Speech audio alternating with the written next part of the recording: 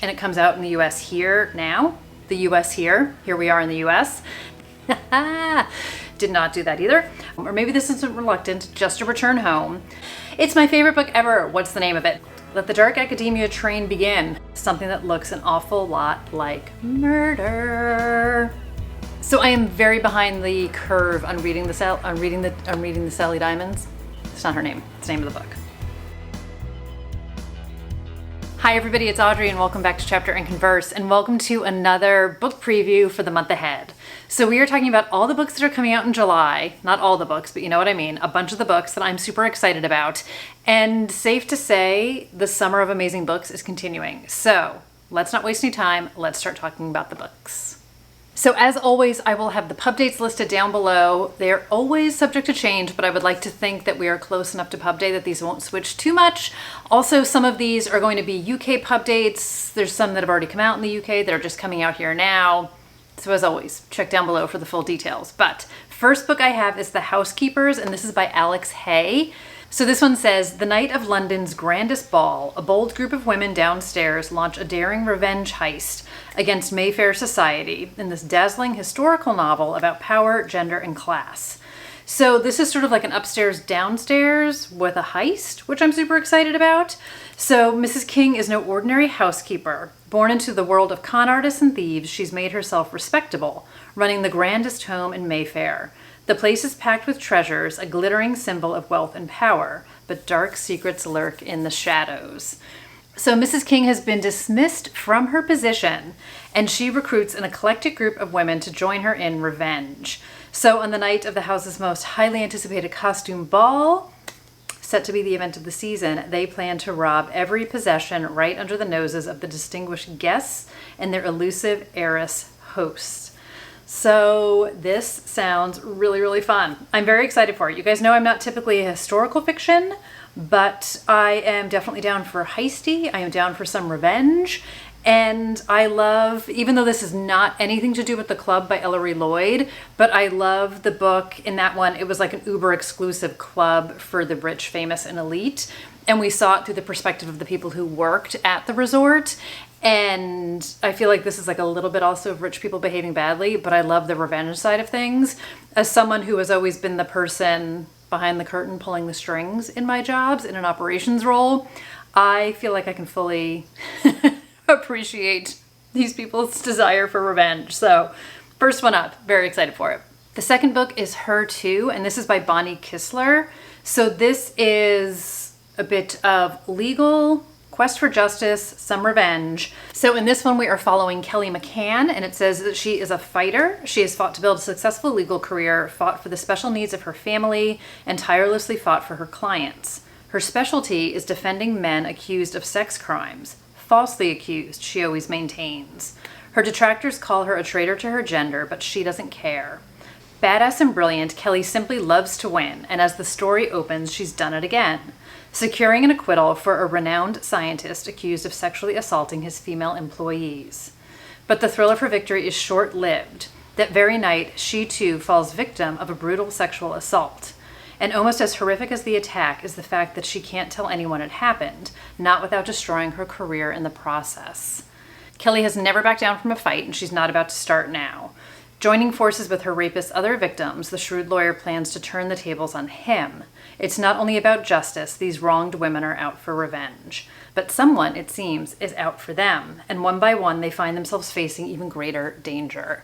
So I am very intrigued by this. I do have her previous novel, which I haven't read yet, but I have heard really good things about this book in the pre-publication from people who have had arcs of it.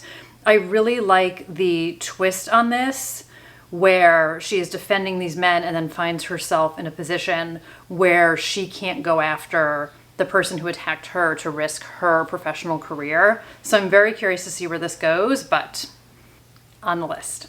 Next up is a book that is definitely on my anticipated list. I do have an e-arc of this and I haven't read it yet, but I will. This is by May Cobb, and this is A Likeable Woman. So I have read both of her previous novels. She has a book before that that has gone out of print, but I very much enjoy her. So she does some great Texas, rich ladies behaving badly, just kind of dark and messed up, just like some edge to it. It's like a little Desperate Housewives, a little Witches of Eastwick, not in a fantastical sense, but she just writes these amazing women who are very kind of like all out there, getting it done, making stuff happen, making bad choices sometimes, living with their bad choices. They are messy and complicated, and I just like devour these books. They're so, so good. So in this one, it says she's back in her affluent hometown for the first time in years. I love a reluctant return home, or maybe this isn't reluctant, just a return home. And she is determined to unravel the secrets of her mother's death hidden in the unpublished memoir she left behind, even if it kills her. So after her troublemaker mother's mysterious death, Kira fled her wealthy Texas town and never looked back. So now it is decades later, and she is invited to an old frenemy's vow renewal party. So I feel like we're going to get some dark and messed up female friendships, which I love. So she's super reluctant to go back, so it is a bit of a reluctant return home. I should have read ahead. And it says, but there are things calling her back, like chilled wine and days spent by the pool, like her sexy childhood crush, Jack. But more importantly, it's the urgent text from her grandmother, who says she has something to give Kira, something about her mother's death, something that looks an awful lot like murder. So she gets a memoir from her grandmother that her mother had been working on before she died, and I'm gonna guess secrets and lies and dark and messed up things are gonna get revealed. I'm not reading any more of it because I just can't wait to find out. So I find Macabre to be fun and bingeable and super enjoyable and like a perfect summertime book, because we are in Texas and it is hot, and I realize I am dressed like it's winter because it's cold here right now, but I feel like she's a perfect summertime read. And I don't have a pool, but if I did, I would hang out by the pool, and I feel like I would be sipping a cocktail and drinking this book, reading this book. So anyway, this is just a perfect summer read, and if you're not already reading Macabre, I feel like she's a must. She's definitely a must. Next up, we have a bit of a dark academia boarding school book. So at the time of me filming this, I'm currently reading The It Girl by Ruth Ware. You guys know about my dark academia drama from last year, but I feel like my itch is, the itch is being scratched, and I'm like itching for more of it. So this one is called The St. Ambrose School for Girls. This is by Jessica Ward. So it says Heathers meets The Secret History. It had me there. I'm not even kidding. That's when I was like, I'm just adding it to the list. Heathers meets The Secret History in a coming-of-age novel set at a boarding school where secrets are devastating and deadly. Yes, please. So it says when Sarah Taylor arrives at the exclusive St. Ambrose School, she's carrying more baggage than just what fits in her suitcase. She knows she's not like the other girls. If the shabby, all-black, non-designer clothes don't give that away, the bottle of lithium hidden in her desk drawer sure does. St. Ambrose's Queen Bee, Greta Stanhope, chooses Sarah as her target out of the gate. And it says one of the most popular, powerful, horrible girls at school is relentless in making sure Sarah knows what the pecking order is. So Sarah makes quick friends with her roommate, Ellen. There is a devastatingly handsome RA down the hall, thank you very much. And she is just hoping that she can make it through the semester. Dealing with her schoolwork, she has recently been diagnosed as bipolar, and she is dealing with Greta and her malicious pranks and all of her nonsense. So we get some threats. Sounds like we get somebody dead because it said it was about murder. And it says dangerous, delicious, twisty coming of age. I'm here for it. I love Heathers. Heathers is one of my all-time favorite movies. And you guys know of my love and affection for The Secret History. So let the dark academia train begin. Snow off face last year. I'm overdue for my dark academia. So let's go. The next book I actually have a physical ARC of, and this is The Block Party by Jamie Day. So this just came from St. Martin's. I am so excited. This is one of my most anticipated, and when it showed up, it has like a pub cover and then a cover on it, so Block Party. And when it showed up, because I feel like it's always a surprise if something might come in the mail, I was so excited. This is another perfect summertime read, you guys. And again, we are in the suburbs. We're going to get like rich people behaving badly, and I am here for it. I'm totally here for it. I feel like when I moved to the suburbs, I kind of secretly wanted to live in a Desperate Housewives, not so secretly wanted to live in a Desperate Housewives kind of a street. Sadly, that didn't happen, but I pretend all the time. So it says, this summer, meet your neighbors. The residents of the exclusive cul-de-sac on Alton Road are entangled in a web of secrets and scandal, utterly unknown to the outside world, and even to each other. Love it. I love it already. On the night of the annual summer block party, there has been a murder. But who did it and why takes readers back 1 year earlier. As rivalries and betrayals unfold, the residents of Alton Road discover that the real danger lies within their own block, and nothing and no one is ever as it seems. So, I have not started this yet. It legit just came, but I'm going to guess this is one of those books where we're going to know, like on page 1-ish, that somebody died, quite possibly not who died, and then we're going to go backwards in time and see all the things. It is one of my favorite storytelling. Again, I hate using the word devices because I feel like that trivializes things. It's one of my favorite storytelling styles. Let me know somebody's dead, don't want to know who it is, give me that Big Little Lies feel, and I'm totally here for it. So again, I love the neighborhood vibe. I have no doubt that everyone is keeping secrets. And I'm just super excited about this book. So I will keep you guys posted on it. My plan is to read it on the sooner side. I have some low-key plans. I'm trying to catch up on some arcs for some books that are coming out, but my plan is to read this before it comes out. So keep your eyes here and on my Instagram. Ping. If you guys want to see more about it. So very excited for this one. Very grateful to St. Martin's for the block party.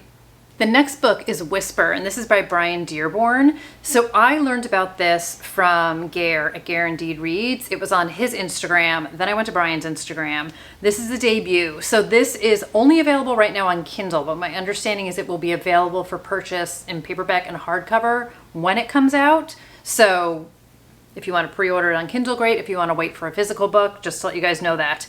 So this is another thrillery murder book, of course. And it says, fresh off a breakup and finally coming to terms with the death of her father, young biotech professional Madison Parker is ready to move forward with her life in California. That is until her hometown best friend from an affluent Connecticut neighborhood is viciously murdered.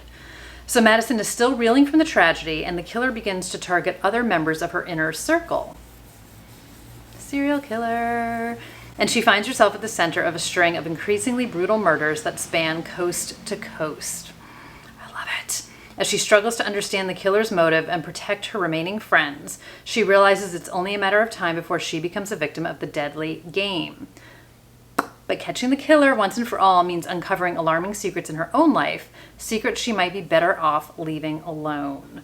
So, I feel like this is like a horror movie vibe, but serial killer vibe. I love the cross-country aspect of this.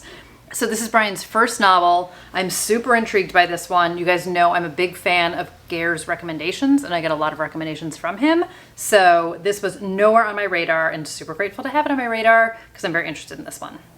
Next up is one of my pre-orders and another of my most anticipated. Hence I pre-ordered it. So this is A Twisted Love Story by Samantha Downing. So I have been a huge fan of hers since I read My Lovely Wife. I feel like that always happens. I'm like, it's my favorite book ever. What's the name of it? Since I read My Lovely Wife. So this one actually comes out in the US in July and the UK in August. I did order it from Blackwell's, so mine will be coming in August, but I am convinced it's worth the wait. I also have an e-arc of it. So anyway, this one is about Wes and Ivy, and it says they are madly in love. They've never felt anything like it. It's the kind of romance people write stories about. But what kind of story? Because when it's good, it's great. Flowers, grand gestures, deep, meaningful conversations where the whole world disappears.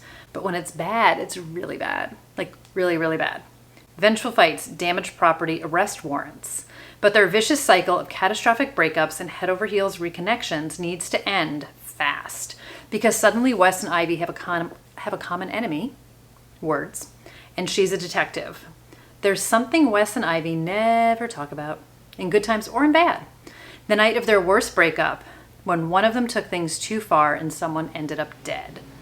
If they can stick together, they can survive anything, even the tightening net of a police investigation, because one more breakup just might be their last. So if you guys watched my pre-order video that I did a couple months ago, you would have heard me talk about this one.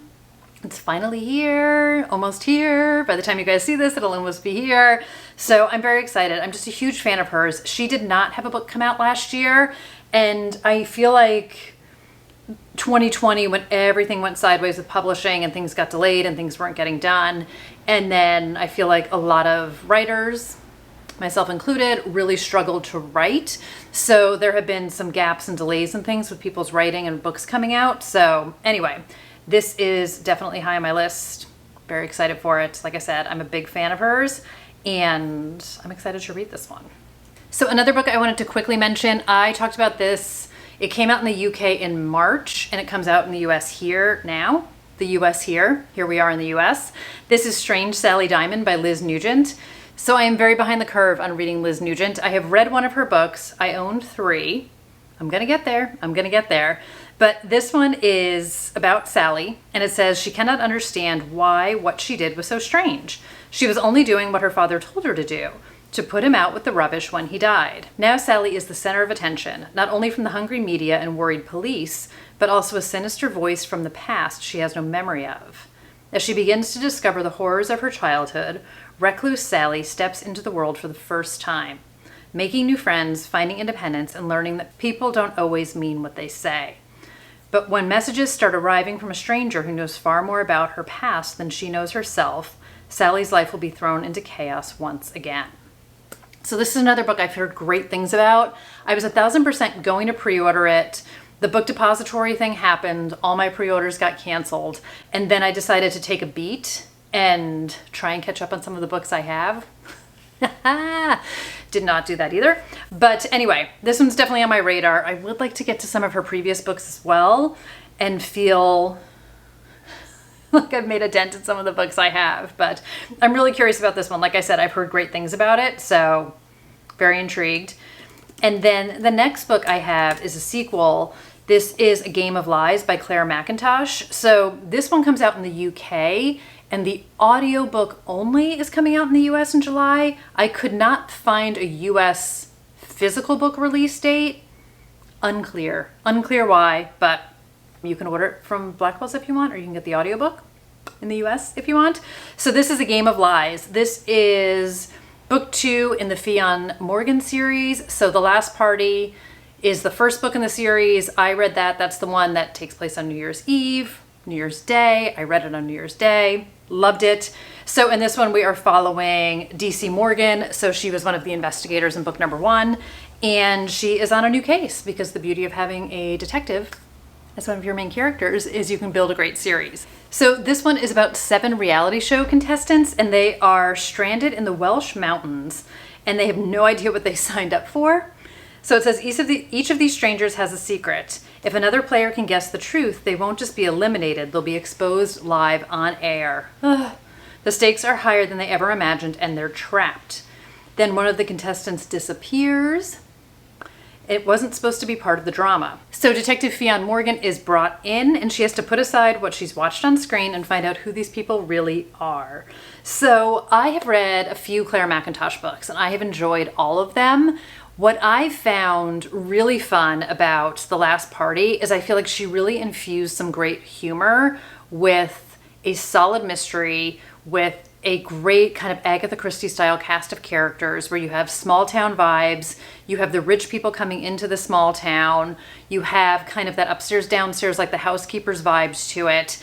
And there was a lot of family drama, there was some relationship stuff going on in it. It was like an everyone's a suspect kind of a situation, which I love. And there was just some great sharp humor. So I loved Fionn. I thought she was such a great character, and I'm very excited to see this one. It felt like not a departure for Claire McIntosh, but her previous books that I read, like I Let You Go and Let Me Lie, which were very impactful, strong stories.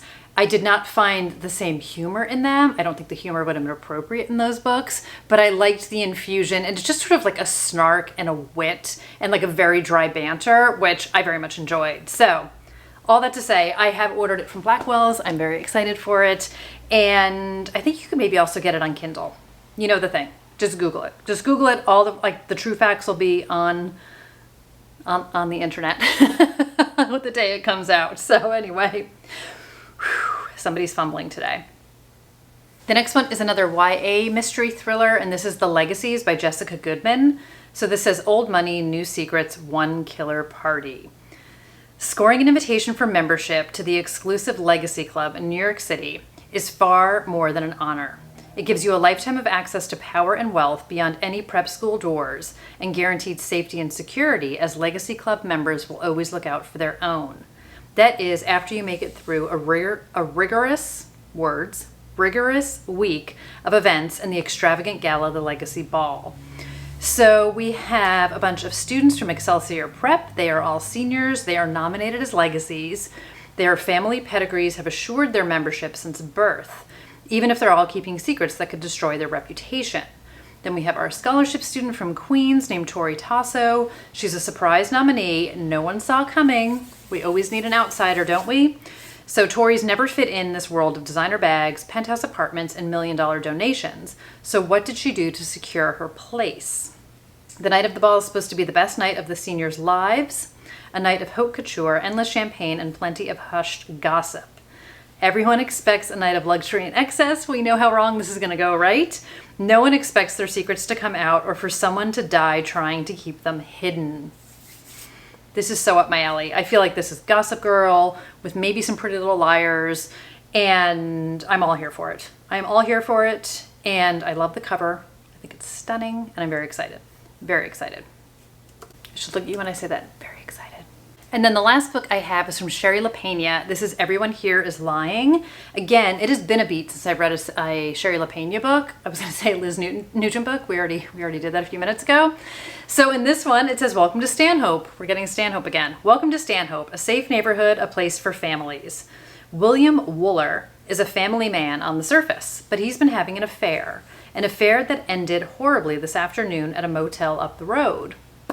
So when he returns to his house, devastated and angry to find his difficult 9-year-old daughter Avery unexpectedly home from school, William loses his temper. Hours later, Avery's family declares her missing. Suddenly Stanhope doesn't feel so safe anymore, and William isn't the only one on his street who's hiding a lie. As witnesses come forward with information that may or may not be true, Avery's neighbors become increasingly unhinged. Who took Avery Wooler? Nothing will prepare you for the truth. I feel like this is a very good pitch for a book. I'm very intrigued. I don't think she had a book that came out last year, so I discovered her through The Couple Next Door, which I feel like a lot of people did. I read Not a Happy Family, which I very much enjoyed, not just because one of the characters was named Audrey, but I legitimately enjoyed that book. Family Secrets, kind of all the dark and messed upness of it all. And I read, I'm cheating. I read Someone We Know, which was also a small neighborhood story, which I also very much enjoyed. I'm a big fan of her work. And then I read An Unwanted Guest, which was like an isolated mystery, Agatha Christie style, and then there were none type of a book. And I just really enjoy her. So I do have End of Her. I haven't read it yet, but I enjoy her writing. I enjoy her characters. I just find them to be like very enjoyable, that suburban, dark side of suburbia at many times kind of a thing, but I love a suburbia book, so I'm excited for this one. And I just love that, like, you're never gonna believe how this thing ends. So expectations are a bit high with that kind of a pitch line, but I also saw Jordy from Jordy's Book Club review this, which like I'm not gonna lie, kind of like edged it up my radar again, and he loved it. So I'm very excited for this one. I think it's gonna be fun. So that is going to do it for this round of what's coming out the month ahead that I'm super excited about. You guys know the thing. Let me know what book you are most excited about that's coming out. Let me know what I missed. Let me know if you've had a chance to read any of these yet. Let me know the things down below. Of course, always, thank you guys so much for being here, for hanging out, spending part of your time with me. I do very much appreciate it, and I will see all of you guys very soon in another video. So, thank you again to St. Martin's for the ARC. Thank you again to all the publishers for the e-ARCs and NetGalley and all that jazz too. I don't want to be remiss in thanking people. I know I sit in a place of like good fortune. So thanks everybody, you guys, all the publishers, all the stuff, and I will see you guys in another video really soon. Take care guys, bye.